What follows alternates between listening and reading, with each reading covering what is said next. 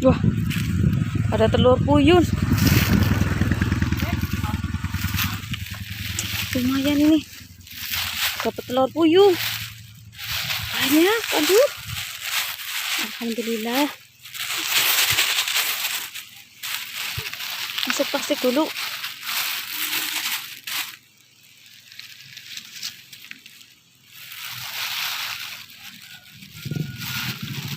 Sangkar-sangkarnya saudara.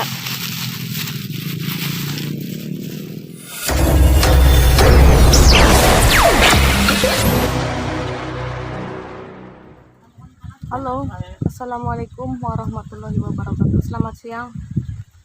Kembali lagi bersama saya di sini.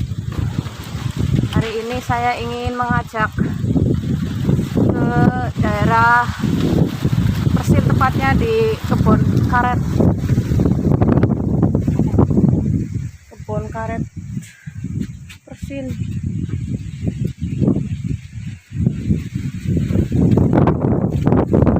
Ini jauh dari perkotaan ya. Namanya juga hidup di desa.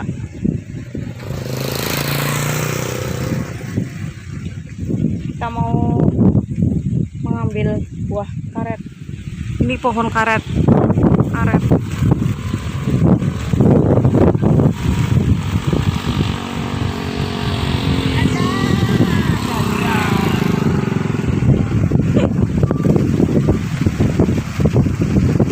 Pohon karet biasanya karetnya itu diambil getahnya. Kalau ini lain, saya mau ngambil kelentangnya. Buahnya namanya kelentang. Ini ya.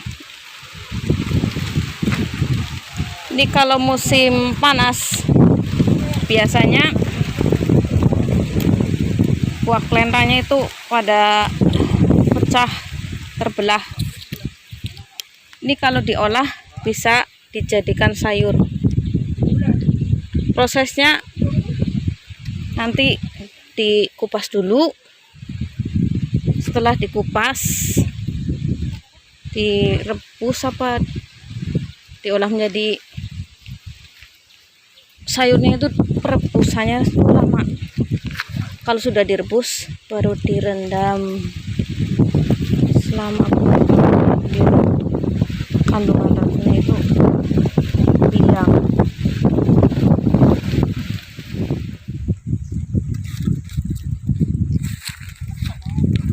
Ini ya biasanya itu diambil getahnya. Kalau saya ngambil kelentangnya saja. Nutur kelentang.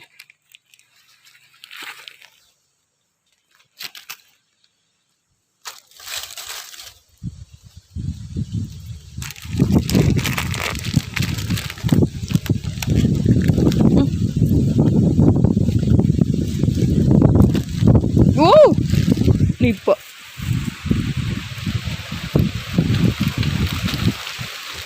Ulang, rapat. Rapat lah. Top. Bengkoknya enggak.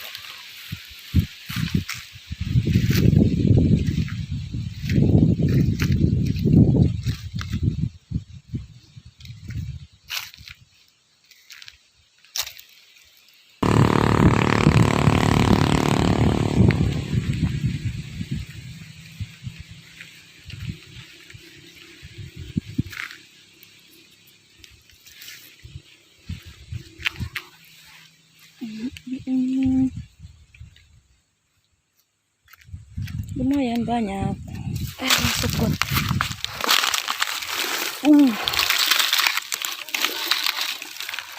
Oke, ge.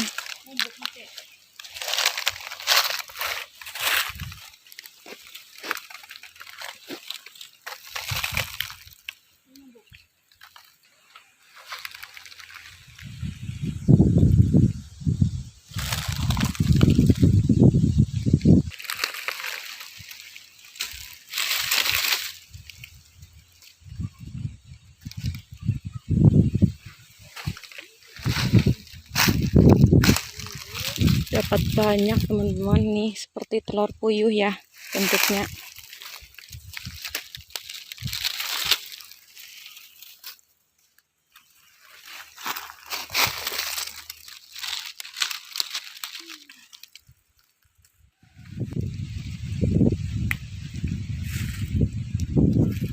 Wah, ada telur puyuh. Wah, lumayan ini. Dapat telur puyuh. Banyak, aduh. Alhamdulillah. Masuk plastik dulu.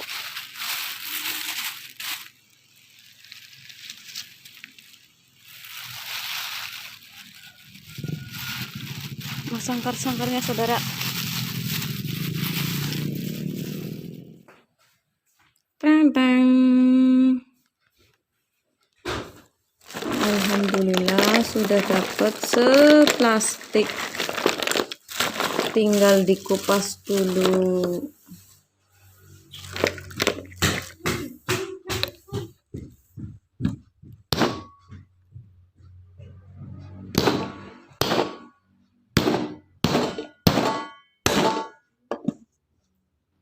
Proses pengupasan.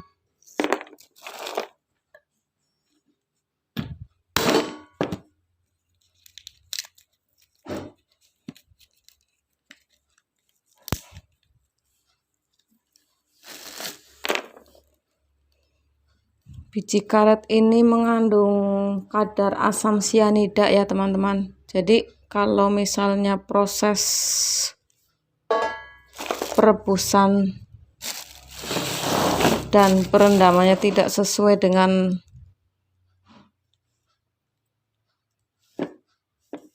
petunjuk orang yang sudah pengalaman, itu bisa keracunan. Karena di dalam biji karet ini mengandung asam sianida.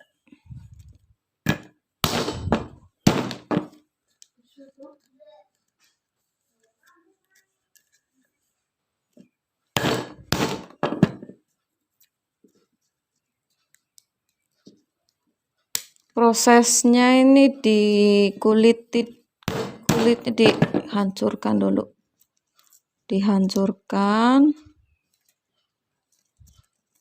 Terus nanti ini dibelah jadi 2 bijinya.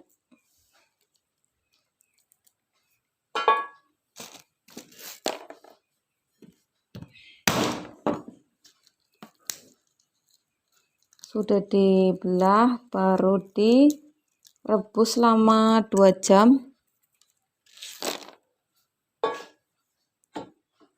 Sudah direbus nanti nih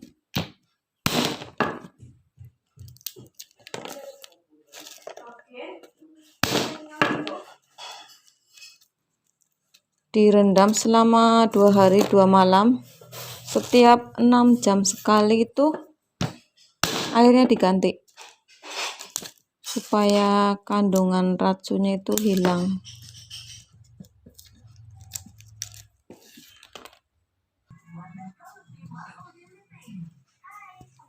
Wah, telur puyuhnya ini ya teman-teman, nanti saya mau pecahin seperti ini. Pecahin dulu. Telur puyuhnya dipecahin. Ternyata ini bukan telur puyuh. Ini hanyalah kelentang karet atau biji karet. Aduh. Ini dibelah dulu jadi 2. Kalau sudah dibelah baru direbus selama 2 jam.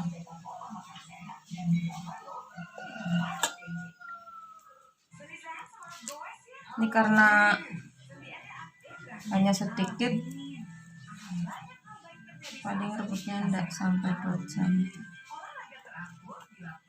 Hanya perendamannya saja dilakukan 2 hari 2 malam. Jadi setiap 6 jam sekali ini airnya diganti.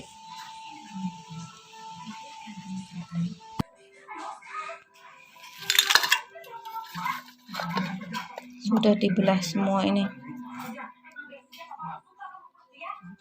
tinggal direbus. Nantikan kelanjutannya cara memasaknya ya teman-teman.